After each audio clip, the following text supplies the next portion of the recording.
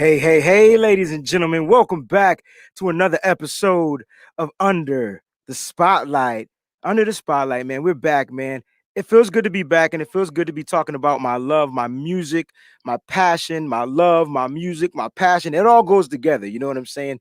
And tonight we have a very special guest. Shout out to Shoot the Breeze Pod TV for sponsoring this episode. And we're going to get into this show. We're not going to keep you guys forever, but we definitely got a good, powerful, impactful show for you guys. I have a very special guest, and I can't wait to bring this young gentleman on. But before we get started, let's talk. Let's follow us at Shoot the Breeze Pod TV, guys. That's spelled all the way out, man. Shoot the Breeze Pod TV. Make sure while you're there, you smash the like and the follow button. There's a reason, right? Because when you follow, you get all the good bonuses and the extra stuff that comes along with Shoot the Breeze. We're also on IG and we're also on Twitter. Again, that's at STB Pod TV. So make sure you give a follow on those channels as well. Guys, if you're listening to the podcast in your car on your way to walk, make sure you go to your one-stop shop. That's anchor.fm/ Shoot the Breeze Pod TV all the way out, man. And you can find us on any one of your streaming services when it comes to podcasting. You know what I'm saying? But if you're on that Apple podcast like your brother right here, make sure you give us those 5 stars. Make sure you don't, just this 1, 2, 3, 4, 5. Just give us the 5 stars, you know what I'm saying? And leave your rating, man. Tell us what you like about the show if you're going to leave that 5-star rating. You know what I'm saying? And that's it for formalities, guys. Like, I truly appreciate you guys for tuning in. This is a whole new segment. We started the show off with this, and my vision for this is to bring on someone, an independent artist of what sort. Some people that have made it in the industry, the music industry, the entertainment industry, you name it. We're trying to get actors and actresses on here as well, but we've had movie producers, film scorers, musicians, artists, recording artists, you name it. It's only going to get bigger. And that thanks goes to you out there. So thank you guys for tuning in. All right. I'm not going to hold no punches. I got a very special guest. And it's hard to bring this gentleman out because he's done so much. You know what I'm saying? He goes by the name of David Davis, a.k.a. Mr. Triple D. Don't know what that means. I think his middle initial is D2. So we're going to ask him on air. Matter of fact, you can ask him if you choose. But David Davis is one of the most promising young, talented, and gifted musicians today. David was born and raised in Connecticut. He is a Hart School of Music graduate with a degree in jazz studies and music management. For 5 years, he studied with his protege of the late world-renowned professor and jazz saxophonist Jackie McLean. David has performed at venues along with Mary J. Blige, Deborah Cox, LL Cool J is back, Brian McKnight, Keith Washington, Sean Puffy, Did He Take That? Combs, he got mad names right. Kid Capri, Biz Markie, John P. Key, Mrs. Karen Clark Sheard, and Marion Meadows, Roy Ayers, Donald Harrison, Dave Valentine, Ojane Allen, Gums, Sherry Winston, Chuck Loeb, Cheryl Hayes, and Gloria Lynn, to name a few. That was just a few. That was like 25 names, and that was a few. David Davis is an outstanding saxophonist who brings the house down with his warm, sensuous sounds. Sherry Winston flying flute records. David has traveled and performed in Hong Kong, Beijing during the 2008 Olympics, and Shanghai, China at some of the most prestigious venues and hotels. David's contemporary and straight-ahead collections have established the Connecticut-based musician as one of the most prominent artists. His self-produced music features him on keyboards. He takes my job, right? Drums and percussion. He's taking Dexter's job. His EWI, which stands for electronic wind instrument, drum programming. He takes my job again. And vocals. He takes my job again. So David doesn't need Wayne, right? All right. So David has definitely earned the reputation as the musician's musician. Whether he is playing contemporary or straight-ahead jazz, David stands in a class all by himself. He is known for his swiftness on stage, his unique round sound, which is percussive yet soulful, and his contagious smile. His brother does like to smile, I tell you, boy. He has the ability to surprise the audience with something out of the ordinary. David gives his audience what they come for, a great show. David has his own production and publishing company. That's what I'm talking about, brother. David produces and writes music for hip hop, R&B, gospel, jazz, and dance artists. With 9 CDs under his belt, yes, 9 CDs under his belt, and many collaboration CDs, David has definitely gained his place in the music world as a player, songwriter, and producer. We talking about saxophone players, guys. Get your minds out the gutter. David is the 4th production of 6 children who were referenced to be the Brady Bunch growing up. David is a loving husband and a dedicated father of 2 beautiful daughters, one of which he actually successfully delivered himself at home in his spare time. Wait, so we got to ask him about this. He really enjoys writing himself in the 3rd person.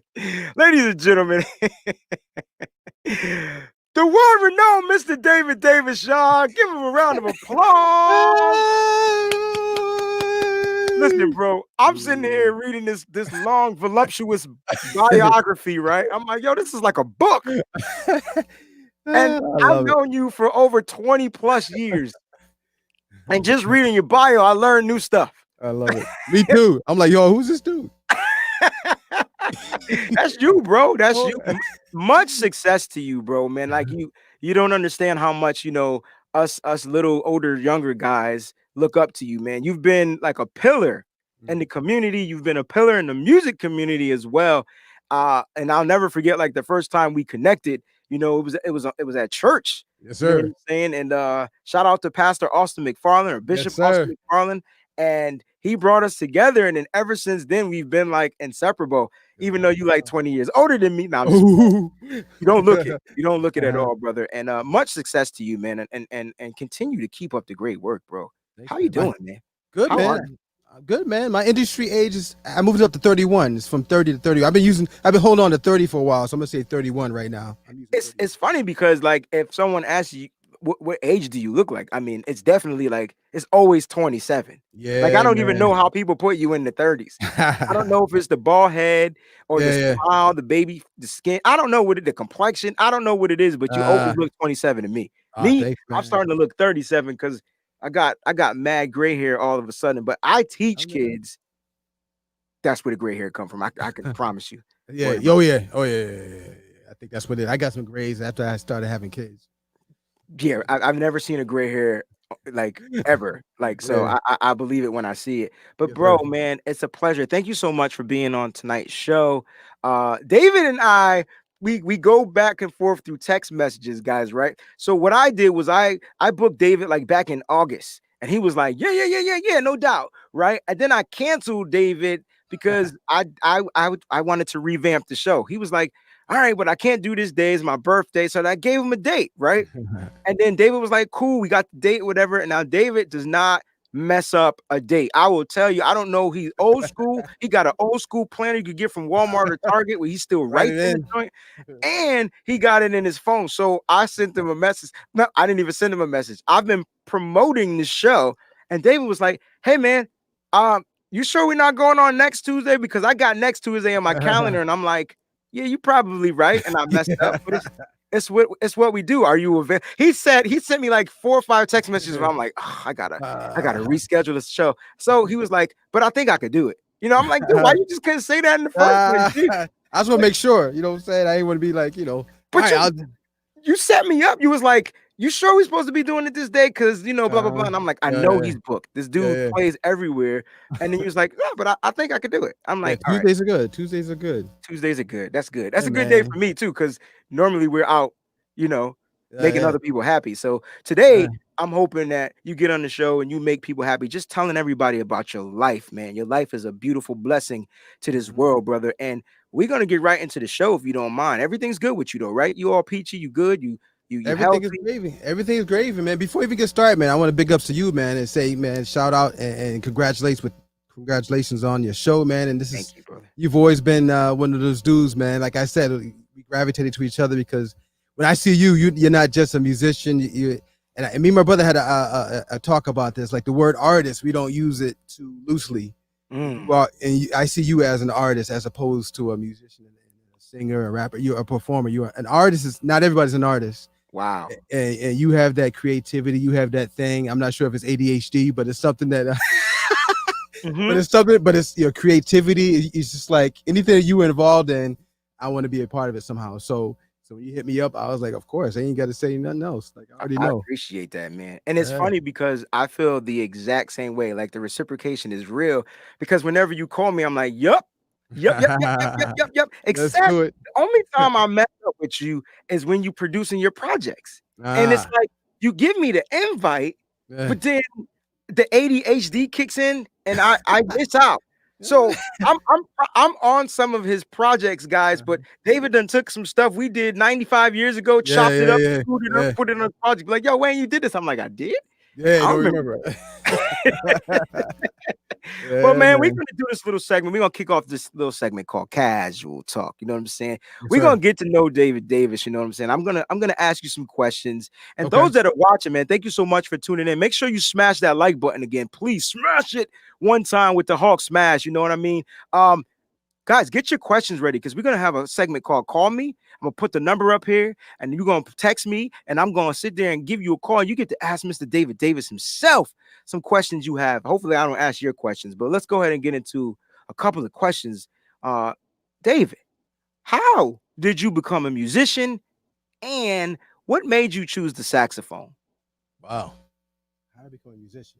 Yo, before I do that, this is some good stuff, man. This is peanut butter whiskey. It's pretty good. Try it. You like your whiskey? Can't, man. My house is allergic to nuts. Oh, man. The whole house. Wow. Except for me. I'm sorry. I gotta sneak. I gotta come to your crib and have a glass, and then there you go. Yeah. All right. So how do I become a musician? Let me see here. Back in the day, I literally don't remember not being. I mean, I remember not playing anything, not being a musician, but I don't remember not knowing that's what I wanted to do. You know what I'm saying? Like I just remember being I'm one of 6, 4 of us. I was number 4, and my mom was a singer in the church, and she played the keys. And so the earliest memory of me wanting to do music, knowing that that's what I wanted to do, is I remember in the dining room. We had a big dining room in Stanford. We had a little organ in there, and she used to play and sing. And I remember I used to be underneath the dining room table, playing or just chilling, and I just remember just the feeling I got from that music. I didn't know how to explain. I know what it is now, but as a kid, I didn't know what that was. But I just remember whatever that is she's doing to make me feel this way, I want to learn how to do that. That's the earliest I remember. And I remember I just started doing music, and I played trumpet and stuff. And I remember at 13 years old, I wanted to tell my mom. I played sports too. You're an athlete as well. So I remember none of my other friends that I hung out with were musicians. So I thought I was weird. I thought something was wrong with me because I just heard music differently. I got excited. It was just different. I knew I was different when it come to music. And I remember they used to come over and I would sit down at the piano and show them the latest rap stuff. I rember when The Bridge Is Over by KRS-One came out. Yeah. And I remember I was playing it for them and they were blown away by that little bit of a thing. And I remember thinking, and they couldn't do it. And I was like, what do you know, it was so simple. So I remember telling my mom, like, I thought something was wrong with me. So I was like, I'm going to quit. I'm just going to do football and baseball. I don't want to play music. And then she sat me down, and truth, I didn't know, You did the intro, right? You said about my name, David, Triple D. What's that for? Right. 3D music. This is why, because my name is David. I hope this stays on this podcast. Nobody's, my middle name. I don't know your middle name. That's why I can't wait to hear. I'm all ears. So my name is David Dale Davis. I knew it. I didn't know it was Dale, but I knew his middle initial had to be D because I've been calling this dude Triple D. This is not Diners, Divers, and Drives. Trying to figure out. It took me almost 25 years to get your middle name. I got you, bro. David Dale Davis. So my mom named me that, and when I told her I wanted to quit music, because I didn't tell her because I thought I was weird, but I just told her I wanted to do sports. And then she sat me down and she pulled out these old records, And it's an organ player, gospel organ player, white dude too. His name is David Davis. Come on, David. Come on, bro. So she said when she was pregnant with me, she wanted me to be a musician. So she used to sing to me and talk to me, say I was gonna be a musician. And so she named me after a musician, David Davis. And then my middle name, Dale, there's a preacher in the same area in Florida named Dale Davis. So she wanted me to be either a musician or a preacher. I'm glad I gravitated to being a musician. but when she told me that, it freaked me out as a kid. I was like, I thought she put a curse on me. I was like, at first I was a little upset, a little thrown off by it, but now I knew it was a blessing. It was something that, that's why I don't remember not wanting to do music. I think it started from the womb, where she did it. You know, moms have a great power, man. When they're inside your stomach, man, whatever what they desire, what they intuit, they feed that to us, man. Yeah. And so how I became a musician was because my mom, and I chose saxophone. What's crazy about that? I played trumpet for 4 years, right? Right. And at 4th grade, I wanted to pick up saxophone because my older brother started playing sax. His story's a little different. He's gonna tell a different story, but he started playing sax, right? But he was never playing it. My mother rented this saxophone. It was sitting in the house. And so I was like, yo, that's a cool instrument. I want to learn how to play it. So my mom bought me a mouthpiece to play on his saxophone. I love it, yo. So he was pissed. So he was pissed about it. And I wasn't trying to take I was like, I just wanted to play the thing, you know? And so he told me, on a sidebar, he told me that he knew I was going to pick up an instrument in school. He said, if I play saxophone, he's going to beat me up. So I went to school.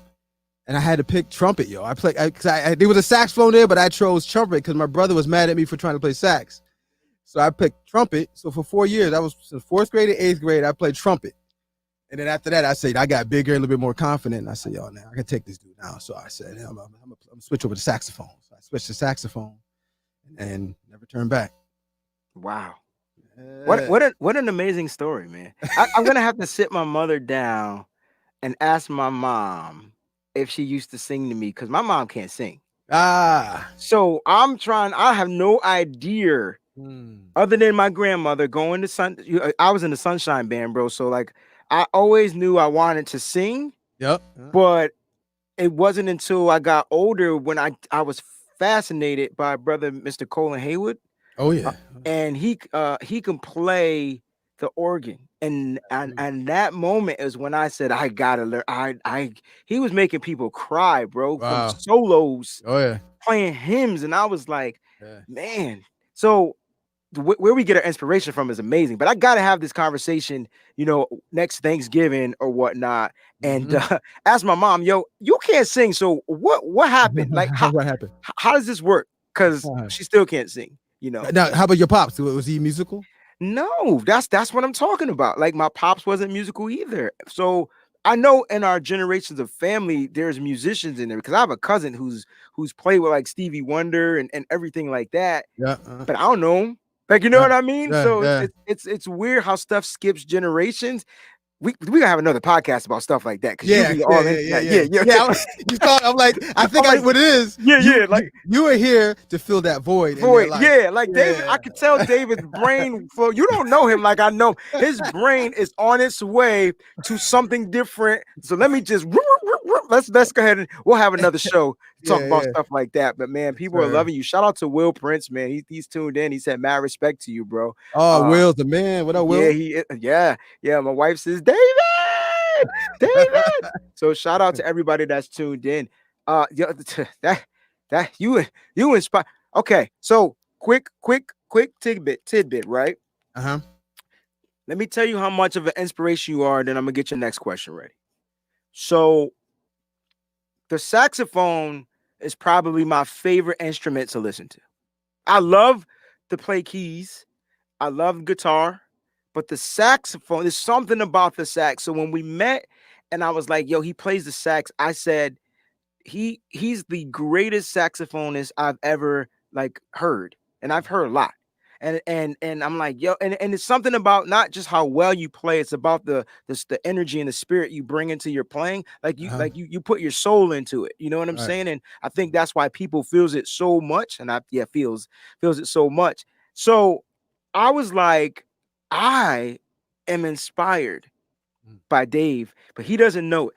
And I was taking a class this past fall, not this fall, but the fall before, and we came up into the instrument parts. And remember, I sent you some pictures about me on the saxophone. I remember, bro. I wish I would have sent you the video because I was able to play a scale and a song. It was an easy song, but the fact that I was able to do it was like, okay, so I went out and I bought a saxophone, but it's chilling in the studio closet because We gotta take it out, man. I You look got to. pretty good. You look natural with it. I was like, oh shoot, this you look pretty. Oh, He's on see, it I pretty got, good. I got some feedback. What I'm talking about. I All said, right. oh, You know what I mean? And I'll slide you some Cash App money. You know what I mean? Maybe I could get a lesson every 3 months. That's the time I have, yeah, but there's something about that saxophone, bro. And it's yeah, the alto sax. I love the tenor sax, but yeah, it's the way the alto sax fits in yeah, my hands. You know what I'm yeah, saying? yeah, Something about that, bro. yeah. They say the sax in the cello Ah, is the closest to the human voice tonality wise. That's why people gravitate to the cello and the sax. I'm not sure if that's true, but that's what they say that it vibes with everybody the same way as a vocalist. it's super possible because when we talk, that tone is what Yeah, resonates in the people. You know what yeah, I'm saying? yeah, And it's funny you mentioned that because we did not prep this show, yeah. right? You didn't know about this, right? You Uh-huh. mentioned the cello, and that's my favorite string instrument. Woo, me too, man. I love cello. And if I could play it, I tried the cello. It was dope. You know what I Yeah, mean? yeah. But then I tried the double bass, which is bigger, because Mm-hmm. it stands up in the air. Whatever, man. But that cello, it does something to me as well. All right, Yeah. man. So you're not just a musician, right? You're not just a musician, you're an artist, right? And you're right. We shouldn't use that term loosely. So I'm gonna use it and I'm gonna categorize you as an artist because you do just about everything. Just reading your bio and me Mhm. knowing who you are, you do everything. You Mhm. you do everything. Take me through David Davis's creative process. I want from start to finish. We got time. Creative process. Jesus. I don't know. Let me see. Creative process. I sometimes when I'm thinking about something, I'm thinking that everybody thinks the same way, but I realize they don't, whatever. Now I realize I'm coming to grips that I'm kind of weird a little bit. Or I won't say I'm weird, but I'm like a little different. And I remember, know who put me on to myself a little bit? There's a bass player and producer that I looked up to and growing up with. His name is Dewey Browder. And I remember years ago, he was at my studio and I had this concept about a recording, right? Mhm. And I was breaking it down to him. It was my reparation CD. Before I did it, I was explaining to him what I wanted to do. And he was laughing at me. And I was like, what? He's like, yo, man, I don't know if it's just a saxophone players, man. You guys are always conceptual all the time. Like, I can't do nothing without. And I'm thinking, when he said that, I was like, he's right. And I've always been that way where a lot of times I would say what gets me excited or motivated about something is if it's a concept, as opposed to just music, if that makes sense. Like, I don't like to just do a song or do me. I like to have a concept. If I do a Mhm. project, especially if I do a project, it's easier for me to do it with a concept in mind. So like somebody said, just paint a picture of something for me. Like say I wanted to do, like we did a Christmas thing, right? Mhm. We did it together. That's conceptual to me. I'm like, I can visualize certain things and it helps me out. So like, I can't just do it like this. We'll talk about later, but my last CD with Remembering Aaliyah was an Aaliyah tribute. Mhm. I've always wanted to do a tribute to Aaliyah, and and I wanted to do it differently. And I will talk about later about how I did it differently. But I like concepts. I know how the power of music is, and so I always want to be a kind of a vessel that even scientifically, what I'm saying, as opposed to just musically. So I wanted to. We grew up in the church, so when I see the power of music, man, Yeah. and music.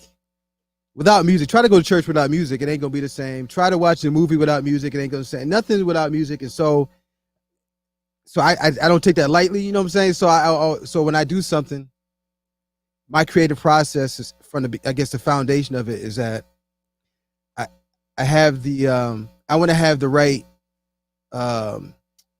what's the word I'm looking for? I want to have the right, can't think of the word right now, but a person's the reason why they're doing something. I want it to be strong. I want to have a reason behind it. Mhm. To me, it's a little bit more meaningful. Meaningful, yeah, man. Yeah, and then I can get into it more, and I can put myself into it more, as opposed to just doing it just to do it. I love it. I love it a lot. I mean, even like I think about my I've never really thought about my creative process because Yeah, yeah, it's always weird. It yeah, changes, but yeah, I'm too weird like you. But yeah, I like to have stories, yeah, right? Because I'm always thinking about the visual, what it's gonna yeah, look like, how I Yeah. see it as a videography, cinematography, like always bigger than what it is. And then Yeah. I grab all the ingredients. It's Mhm. almost like baking a cake, right? Yeah. You Yeah. say, I want to make this type of cake. Yeah. Okay. I've never made it before, but I know this is what I want to make. Yeah. Now let me figure out what type of ingredients I'm gonna use. Because with this cake, I'm gonna be able to do this, and Mhm. this, right? So you always seeing the bigger picture and things. And that's why your projects always come out so big, right? Like Mhm. they come out like manifested, like Right. they're everything you want in them, because you work with the A. It might be hard, but you work with the right people. Right. And Right. like I said, it might be hard, because we could talk about that in a little Yeah. bit. Yeah. Because you got to worry about managing people. That's the hard. I always tell people I've managed an artist, and she's wonderful, Mhm. amazing person. But try managing two artists, try managing three, try managing five. Yeah. Like if this is not what you want to do for the Yeah. rest of your life, like you need to just jump out. And I Yeah. had to get out of management because it was causing me to go crazy. Yeah. Yeah. But you're doing it. You know how to manage, you know how to do all those different types of things. Yo, man, the next question, right, in this casual talk segment, man, is a question that has affected us all. All right. Now, how has COVID-19 affected you as a musician and a producer? Broke as hell. Yeah, No, so we sum it up right there, Ching. Look, yeah. talk about it, baby. Yeah, so yeah, it affected me, man. But I'll tell you one thing. It's like I'm one of those weirdos that like in the middle of like a storm, I'm gonna try to gravitate to something positive. I'm gonna try to figure something. It kind of like it challenges me a little bit. Like I felt challenged to pivot, if that makes sense. You know what I'm saying? So I was like right away. I remember my March 16th was my last gig, and I think the next day was when they had to shut down in Connecticut. Yep, that was mine too. I'm And I with you. remember, and I remember being at the gig when they announced it, and I remember telling musicians right then, I was like, "This is what we got to do. It's gonna be online. Everything's gonna be online process, online. Mm-hmm. We got to think differently, you know. And this we don't know how long it's gonna be. Right away, I went into survival as opposed to freaking out, you know. So and I think that I thought everybody was doing that, and I realized that not everybody was doing that, and that's why I was like, I didn't know what that was, and so it might have been because of fear. I didn't have that much fear. And I think when you have fear about anything, right, you get that fight or flight mentality where Mm-hmm. if you can't fight it, you're going to flight, you're going to run. And then what happens with our brain, our cortex, is like when you're in fear, if you're getting chased by a lion, right, Mm-hmm. your body's not going to think about trying to heal this wound. Your immune system, everything's going to shut down to get you out of there, right?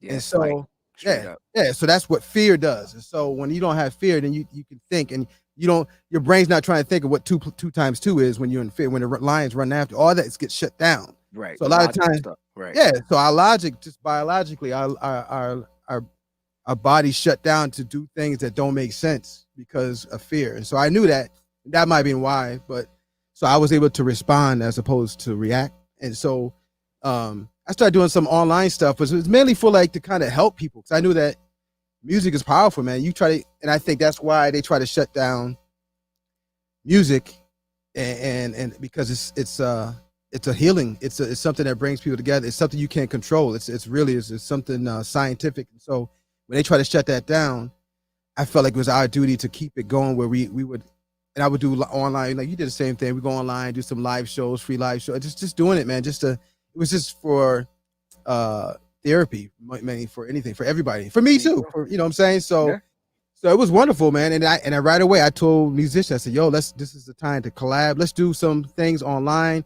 And so we did. I had this idea of doing like online performances for people, but there was nothing. There was no software, no interfaces to make things happen that way with the whole lax in time and latency. So I said, and I saw a couple of musicians doing it. I'm like, how are they doing this?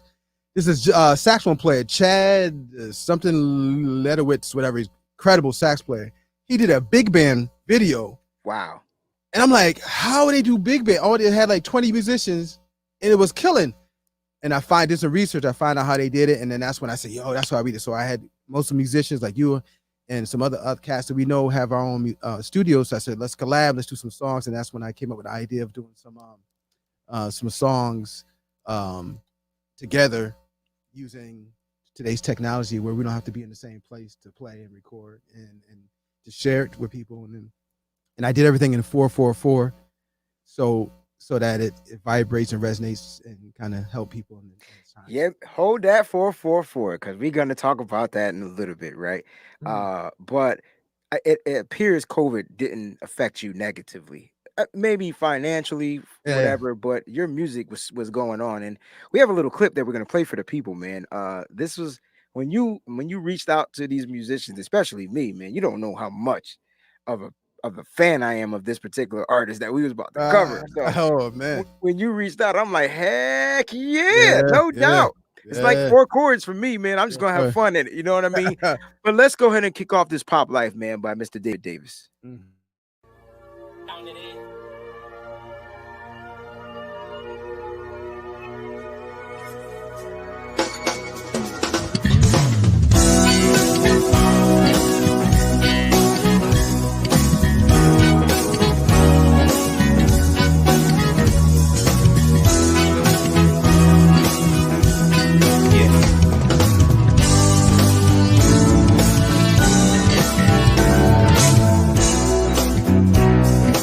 What's the matter with your life? Is poverty bringing you down? Is the mailman jerking you around? Did he put your $1 million check in someone else's box? What's the matter? Bro, that record was Ooh, crazy. Prince, baby. Listen, Yeah, man, I must have sent you 40 tracks. Yeah. Because I kept wanting to layer it with different sounds. So you had your piano, you had your Rhodes, you had your synths. Like I was Yeah. just sending tracks, and it was fun. It Yeah, took man. everything out of me though, because I was like, I ain't Yeah. doing this for nobody else. You know what? I hit you up first, right? Because I knew It was gonna and- take me forever. or just know that this your creativity. I said, if you can remember, I just said let's do a Prince song, right? Yeah. And we chose Pop Life. I said you create the skeleton, you do it, and Right, You know what right. I'm saying? So I ain't got nothing to worry about. You know what I'm saying? I knew that Right. that's what you would want. You know what I'm saying? And I you wanted did to make the record bigger than what it was because it's Yeah. not a big record on the album. You know what I mean? It's not Right. a big far as instrumentation. And Uh-huh. I knew if I made it fat, I Uh-huh. knew the drums were gonna be layered, the groove was tight, and Yeah. all you had to do was add color. Lawrence laid the bass down, Oh, and then man. you just add the color, and you have fun. I felt Yeah. like, yo, this dude's up here smiling and yeah. cheesy. You know what I'm saying? Look, man, you was on it, bro. You You was know what's on funny about that song too? I remember when Lawrence laid down his bass line, right? And Lawrence remember this. I remember he sent it to me. At first, my first reaction was like, "Oh man, he ain't playing like the record." to me, that big, Right. to me, that's like the song. To me, that's so. So when I heard it, I was like, but then I let her listen. I said, "But that's hot as hell." I was like, "Yeah." And I said, "You know what? Like, I'm glad I didn't instruct him to do that. You know what I'm saying? I'm glad that he did that, and it made it better." What a producer you are, man. I was like, "Yo, that's hot." Okay. Because you're right. You need that that walk down. You know what I'm saying? Yeah, and the slap. That's what I was waiting for. I thought the record in general was a well-produced joint, man. Yeah, and man. if Prince was alive, that man would be proud, bro. Yeah, he would like that one, brother. He would definitely like that one, man. All right, listen, man, we're gonna keep the show going. Look, you've done stuff, you've done a lot of stuff in your past. Why don't you just go ahead and talk about like your discography really quick before we introduce your latest project? You have 8 prior projects to this latest one, right? I remember Reparations. Was Reparations your first project? Nah, man, that was like maybe my third. So that's when we met. We met on that project. Yeah. All right. So my first one was, oddly enough, a Christmas album. And I remember, like I said, conceptually, like my first album, I said, I didn't want to just do a regular album. I said, I want to do something marketing wise that can be marketed all. And like I knew holiday is going to be Christmas every year. So I could push that every year. It's going to be hot, or not so much hot, but it's going to be viable. It's going to be, So I said, my first album was a Christmas album called, what's the name of it? It's called The Reason for the Season, right? I had dreadlocks, but so I did that and then did it at my mom's house. And the funny thing about that is right when I finished it, this is when we was recording on the hard disk recording, the Roland VSA 80. I had the 1680, bro. I'm a little behind. I'm a little newer than you, but it's all Yeah, good. yeah. I had the 880 joint, and I remember my cousin came and we both produced it together. And Cream de Coco Productions, baby. We That's we, the history behind that. Okay. yeah. So he came over. We was going back and forth. He's in the studio, and I was kind of more of the engineer of handling everything. But it's been a couple of times he was there by himself, and he did something wrong. He just totally deleted everything on the hard drive, and that was like maybe a month before Christmas. And so, like I had everything done. I had to redo everything, man. Redo it.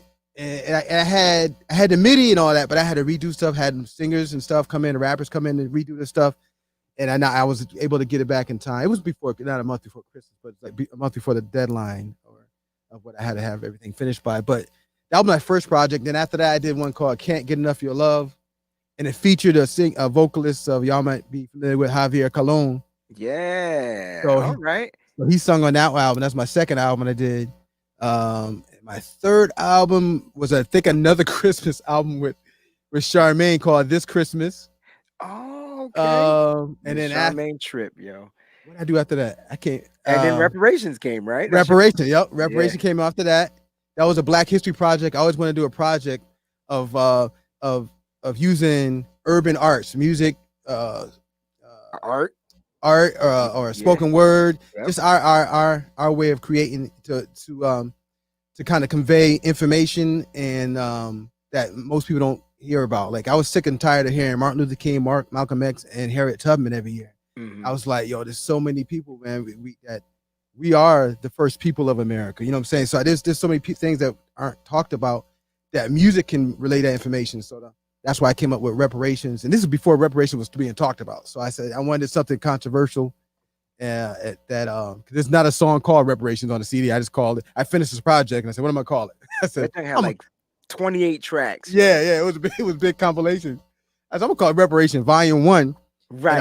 And I want to do Volume 2. I haven't done Volume. I'm working on Volume 2. I'm on that joint. Yeah, sure. You know you are, baby. Power to the people. And I got some ideas. It's gonna be this crazy idea. So that was like my next one, and I came out one called Smile. I wanted to do a CD that kind of represents who I am. Like you said, I'm always smiling, and so I called it Smile. And then after that, I did something crazy where I was just recording. You know, sometimes you in that zone, you just record. I was just recording covers. I ended up having like 40 or 50 songs recorded, right? And I was like, I got to pick which ones I want.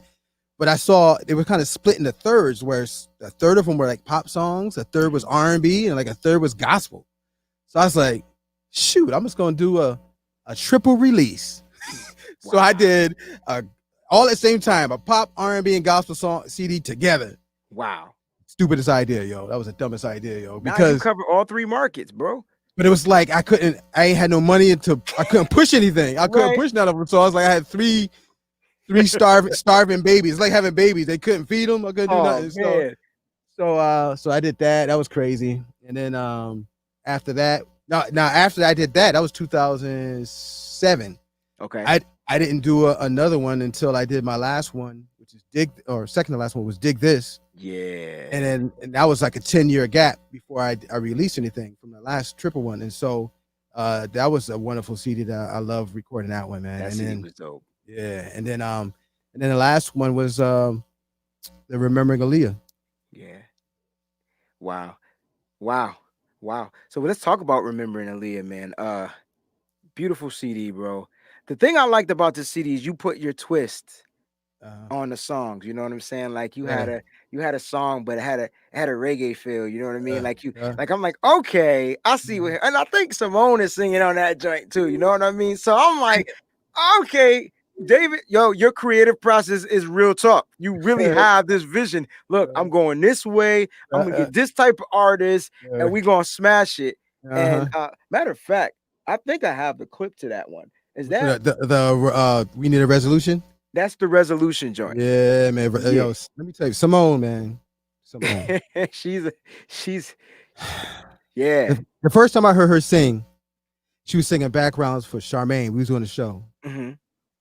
And know what it is, man? And know what I gravitate to certain musicians and artists, man? It's like the personality. Like the artistry is important to me, man, but it's like the inside, man, of somebody, like the Oh, person. That's like, to me, that's like more important. So when I met Simone, man, mm-hmm. and Charmaine's like that's my twin. And so we always hit it off, man. And and I met Simone, I was like, yo, this girl she's real cool, man. And then she started singing. I was like, come on, man, for real. The story could go Come on. on, The man. first time I met Simone was through Charmaine, and then that's when you co-signed everything. You was like, "Yo, she's dope," and I'm like, "Remember she was singing background? We did the Whitney Houston project." Oh, that's right. That's right. Yeah. That was the first time I've ever met. I don't know how I did not know who she was. I was all over the state Man. playing for everybody except for Simone, and I'm like, this has got to change. And Yeah. now Simone and I, we're working on her LP, man. It's crazy. She's special, man. She's Very. like she's very special. So when I did the song, we need a resolution. I can't remember how I started that, but I remember I would listen to Aaliyah's stuff, and I wanted to do something different, but kind of keep the integrity of the song and kind of people recognize it, not take it away from it. And so I said, I just listened to it. I said, this is gonna be that little line. That was in there. Yeah. So that's the first thing I did. I did it with my soprano sax, and after that, I kind of built around it. And I said, this can be like a reggae vibe. And I flipped into a reggae, and then I was like, who can I get to sing this? And then you hit all the notes too, by the way. I know, yeah. You must have pulled up the sheet music or something, because you hit all them Timberland notes. I'm all like, of them, man. I'm like, this is dope. Hey, man, Dave, why don't we go ahead and play it so that they can hear it? You know yeah, what I mean? yeah. Oh, yeah. All right, so I'm gonna mute us, guys. Simone and Ras Iba. Ras Iba. This record was dope.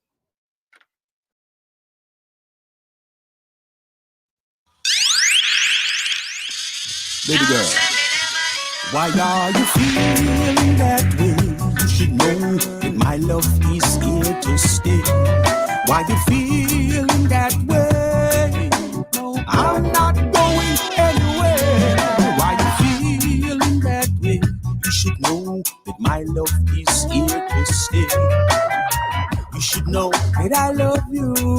Did you sleep on the wrong side? I'm catching a bad vibe, and it's contagious. What's the latest?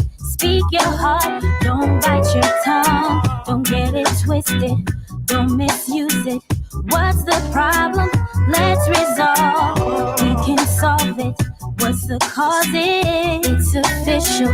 You got issues, I got issues, but I know I miss you. Who should be hurt? Who should be blamed? Who should be hurt? Who should be ashamed? Who should be hurt? Will we remain? Oh,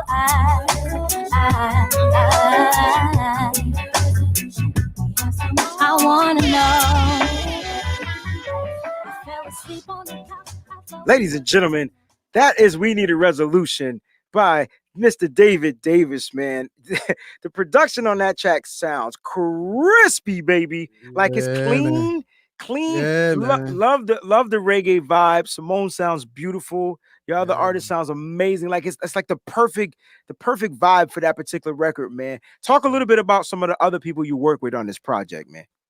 Man, it's so many. Now this has been like the Aaliyah thing's been an idea like 10 years in the making, where I started with the idea, the concept, and I do one song and I'll put it away, and I'll do another song, put it away, and it ended up being like 10 years that from the start to the end. It's not that I was working on it all the time, but just from the time I started until I finished it was 10 years. And then what made me want to do it is like right before the whole R. Kelly thing came out, right? I was like, I got to finish this Aaliyah idea, because I already had some tracks already done. And then when I saw the negativity happen and whatever with R. Kelly, a lot of these young people, new generation, didn't know Aaliyah, wasn't familiar with how she got started in her music. And so I didn't want to put that whole negativity on her creativity and her musicianship, and people think of her, that's what they think about. And so I said, this might be a good time to put it out.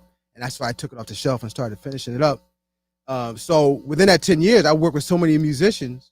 It ended up being, I didn't know until I was doing the credits and stuff, that I have 27 musicians on this project. 27 musicians and 12 singers. So we got on keyboards on back and forth, I got Gail Johnson, who used to be Norman Brown's music director, piano player, and I got Kimberly Joy singing on that, backgrounds on that. She was on The Voice. A 4-page letter. I have a young singer named Rose LaFleur that I'm gonna be working with. That was her first time recording. She killed it. Of course, I got Charmaine on there. I got Tiffany Tizell, Christy Jones. I got Jessica Carl. Wow. Of course, Simone Ross Iba, Latanya Farrow, Timmy Maya, my niece China Loren, and Elizabeth Dellinger, and Liz and Cherise Courtney, who sings and played upright bass on one of the songs. Wow. Hey man, we got to reach out to Liz. We got to get her on this show. Man, Liz is that's my girl, yo. Yeah, because godly, she's amazing too. Shout out to everybody. Tiff. I got Tiff. Y'all already know how I feel about her. Christy. I know a lot of these people, these artists. They're wonderful people, amazing artists. Timmy Maya, like you work with all the heavyweights. Latanya, you work with all the heavyweights on this project, except for me. It's cool. Ladies and gentlemen, make sure you guys go out there and get that. Listen, Dave sent me the CD. Y'all need to get y'all game back going. I know it costs money, but stop being cheap. This dude puts out CDs. I don't even have a CD player, so that's why I ain't played it yet. But he puts out CDs. I'm just messing with you. As soon as I find a CD player, right? As soon as I find a player, I'm gonna crack this joint open. But I got it on the download. I got it on the streaming joint. You know what I'm saying, guys? This is David Davis, man. Listen, I got the number going at the bottom of the screen. It's 475-549-7849. Dave would love to answer a couple of your questions. You guys will have about a minute and a half to talk to him. If you want to send me a text, I will make sure we give you a call back. Make sure you put your name inside the chat or whatnot so that I know who I'm talking to. You know what I'm saying? We're going to do this little segment where we're going to pay respects to the beautiful, the lovely, oh, man. I'll never forget that when I found out that she passed away, I was on my way to do a show in North Carolina. And I don't know if y'all remember this times, but this is in 2001. So I had a two-way, a Timeport Motorola two-way pager, bro. I remember them. And I got the message. You know what I'm saying? And I was like, they lying. Like, how they lying? They lying. You know what I'm saying? And they weren't. It was real. Because this was before text messaging like got really big on cell phones. So you had to have a two-way, you know what I'm saying? If you was about that life, you know what I mean? And R.I.P. to the beautiful princess or queen, Aaliyah. What we're gonna do is we're gonna do a little segment where we're gonna list our top 5 Aaliyah songs. Now I can't wait to see to those that are watching some of their top 5 songs, or if they agree with our top 5 joints. You know what I'm saying? So we're gonna call this segment the top 5, right? And we're gonna do Aaliyah songs. I didn't give David this until like 25 minutes before the show, so he gonna have to go off the dome. But I guarantee you, I prepped mine. I erased some songs, D. Like it was tough. You know what I'm saying? It was tough. It was super tough. So, what you got? We'll start with 5. We're gonna work our way up to number 1. Oh, I gotta be in sequence too. Oh, Jesus! All right. Yeah. Just pull out the CD, bro. Oh wow. Yeah. All right. You know it's hard, man. You know what's hard about this? One, I'm a Libra. And we're indecisive. You know what I'm saying? So we like, if you give me 2 choices, I'll take both. I can't. Right. So I gotta think. All right. I don't know how to put it in order. All right. So I'm gonna put whatever comes in my head because it's not going to start with 5, and then I'm gonna go with my 5. All right. I'm gonna say 4-page letter. All right. So that's your 5. One of the greatest. Mama always told me to be careful who you love. Yo. Just the whole concept behind it. Now that was the album. That was the One in a Million album. That was the album. I'm not sure what R. Kelly produced on it, but that sounds like an R. Kelly production song, by the way. That was actually Missy and Tim. That was Missy and Tim. Wasn't the dudes from Player? They wrote that. Remember the group Player? Cheers to You. I think they were writers on that project. Oh. Okay. So that's when Timberland first came. That's when Timberland came on the scene. If you guys don't know the story about Aaliyah, she was signed to like 2 record labels, yo. So it was weird. And when she was on Jive Records, R. Kelly was the only producer that the label would let her work with. He was the only producer that could do her production. You know what I'm saying? And he kind of like, molded her into this mega star she became, and then she ended up working with Timberland. She met Missy and Timberland. She started working with them and producing his. My number 5 though was a Timberland joint, and it was the record we just played from you. Yeah, man. Yo, the way that joint just resonates, that line, the beat, the bounce, like Timberland rapping on the track, bro. I'm like, stupid video. What's the reason? That was my number 5. So I got We Need a Resolution. I got We Need a. What's your number 4, bro? My 4 would probably be We Need a Resolution. That'd be 4. So we flip flopping. Yeah. He's that with anything with Tim. I think 4 out of 5 that I chose. Tim is on it. Tim did it. All right, we flip flopping. So what I'm gonna do is I'm gonna give my 4, and then we're gonna make a phone call because we have somebody that wants to ask you a question. All right. So my number 4, ladies and gentlemen, drum roll, please. I think we flip flop. Real talk. Like, hold on.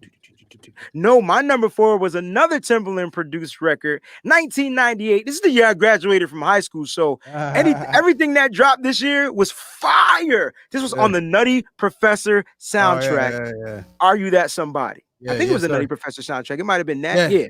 I think it was. Are You That Somebody? Tell me you're that somebody. All right. So we're gonna go ahead and give this wonderful person a call right now. And who that is? I ain't telling you who it is. Maybe you got to try to guess. I made Quest guess who was calling in.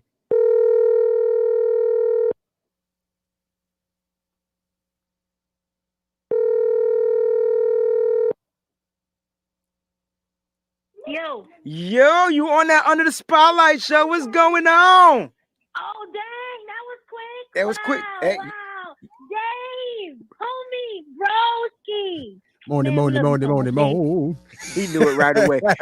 Quest couldn't get his surprise caller. Quest was like, "Who is this?" And then and Dave got it right away. Come on now, I can of tell. Course he did, because I sound like I'm 3. Everybody knows my voice.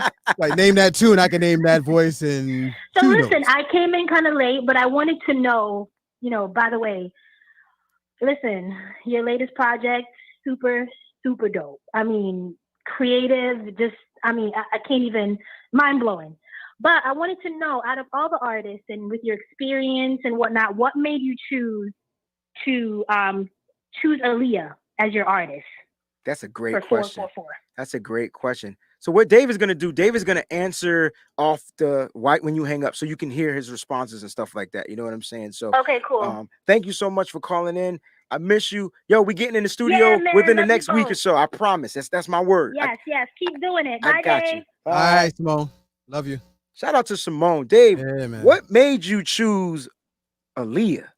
I think like I said, over 10 years ago, it just like I loved Aaliyah music, and I said this would be great on some of the music would be great on the saxophone, and then that's how I got started. I said, I'm just gonna do it's supposed to be a smooth jazz album. To tell you the truth, that's how.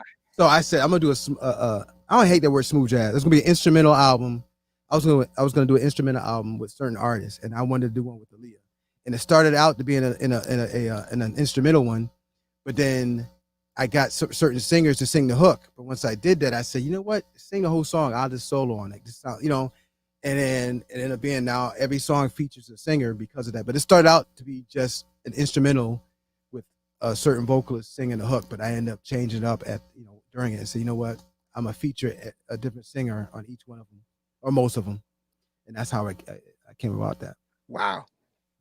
So, and again, you said that this album took it was a work in progress. It started 10 years prior to when you released the album, so you were already ready producing something. Sometimes when you're working a masterpiece, it can't come out right away. You know what I'm saying? Michelangelo didn't paint the Sistine Chapel in one day.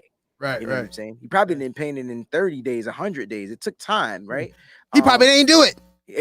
Okay. I was kidding. No. That's the other podcast where we're gonna talk about stuff. You know what I'm saying? We're stuff. I question everything. Everything. All right, listen, man. Let's go to our number 3. So you had you had 4-page letter. We Need a Resolution. And then I said We Need a Resolution and Are You That Somebody? What's your number 3? We probably got the same ones. I got Are You That Somebody? You cheating, yo. David's just taking my joints. You know what I'm saying? Let me switch this up real quick. All right, now I'm playing. I got to read what's on my list. All right, so my number 3 is off that 1 in a Million album, and it's the song Your love is a one One in a in a million. million. Whoa! Oh The man. guitar sample, the way the beat faded in, like Yeah. love me, baby. Oh snap! Listen, I'm getting amped right now.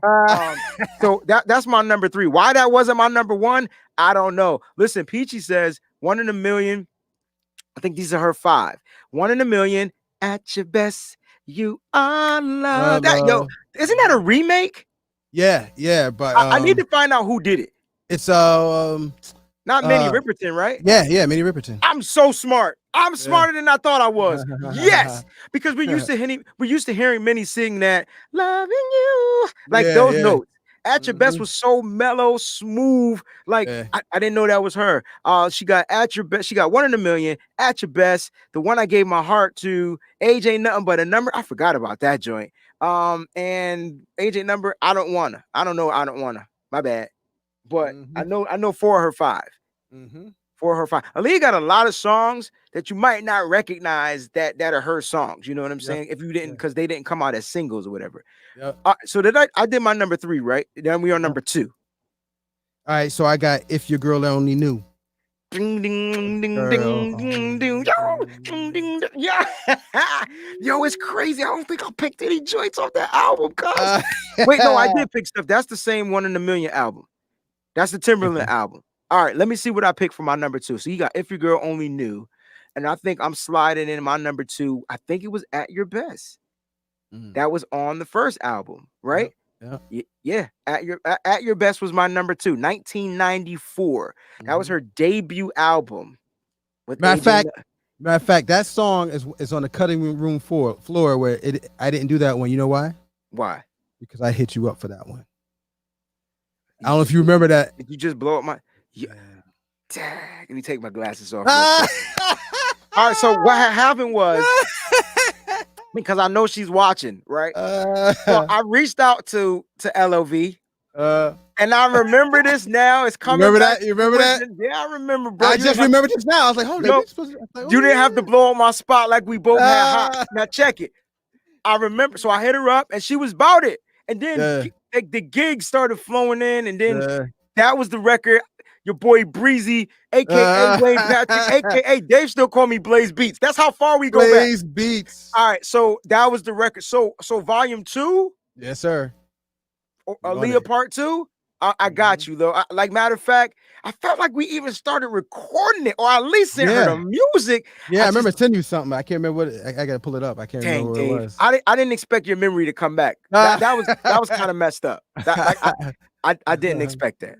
That was kind of messed up. I might do a part 2 though. The idea I have, like concepts that I'm going to do is I'm thinking about doing the arrangements I did for this one. Redo them as a total instrumental, where it's going to be instrumental CD. Take off the lead vocals, and I might add a couple of other new ones on top of it. So I might put that one on, and then 1 in a million by one of my boys produced a track. It was so hot that and I hit him up. My cousin sent it to me. It's so hot that he sent it to me on the phone, and I recorded it in my studio through my speakers, and I just laid down sax to that version of that. Wow! And it sounds so hot, and I sent it back. He never hit me back yet, so I'm not going to blow him up. But But you blew me up though. I got you. Matter of fact, we got a show Thursday, man. I'm gonna make sure I leave you high and dry. All right, so check this out, Dave. What is your number 1 Aaliyah song? Number 1. Drum roll, please.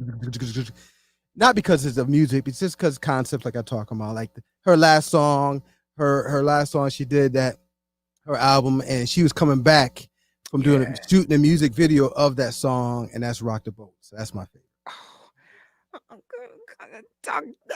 So if you want to know how connected Dave and I are, the energy or the synergy, whichever word you want to use, we share. This is my number 1. Because, and I know Dave is not cheating for the simple fact that I sent him the show itinerary without this on it.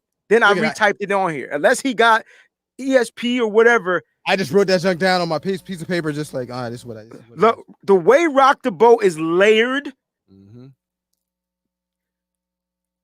Can we do that on Thursday, bro? Can we got the instrumental? We could rock to that, vibe to that. Because the way it's just layered.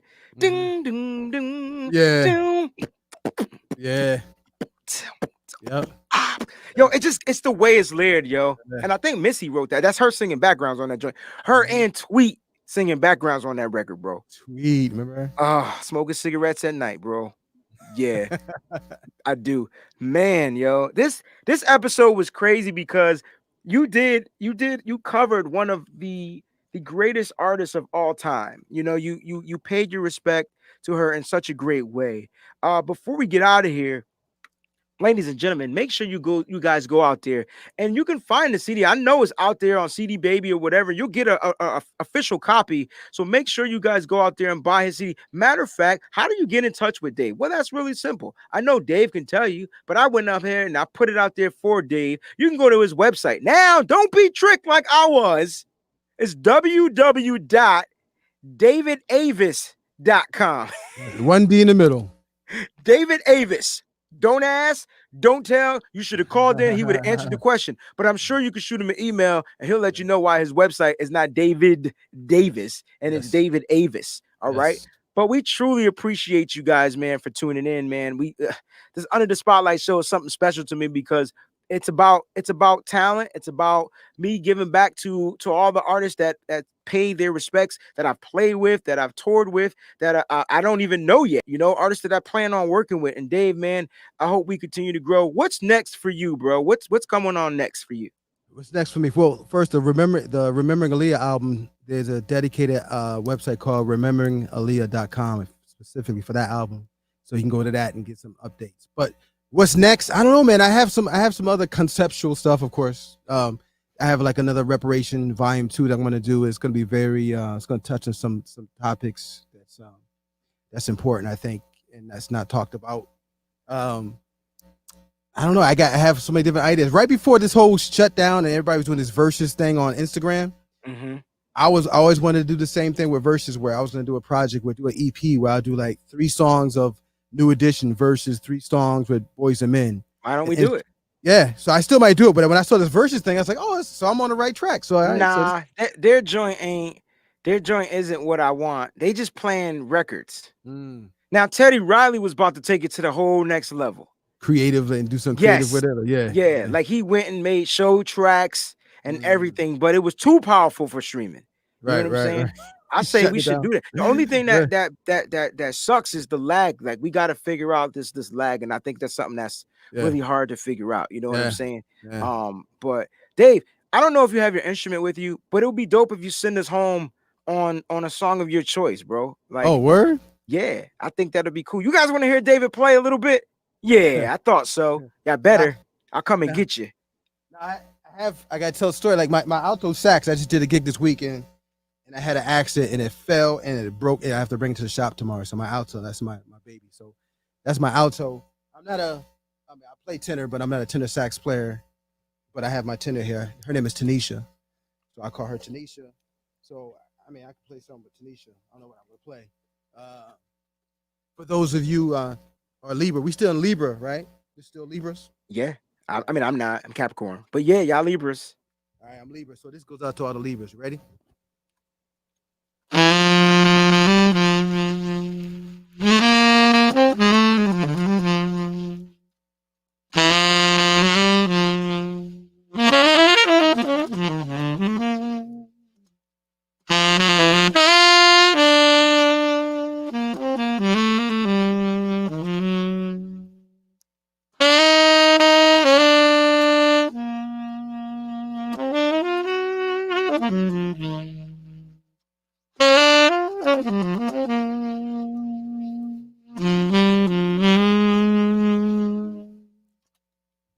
Happy birthday, y'all. Happy birthday to all the Libras. Shout out to my man, David Davis, man. I will see you this Thursday, brother. We have a gig in New Haven, Connecticut, man. And I can't wait to play at the Harvest Wine Bar with you. It's been a long time, time.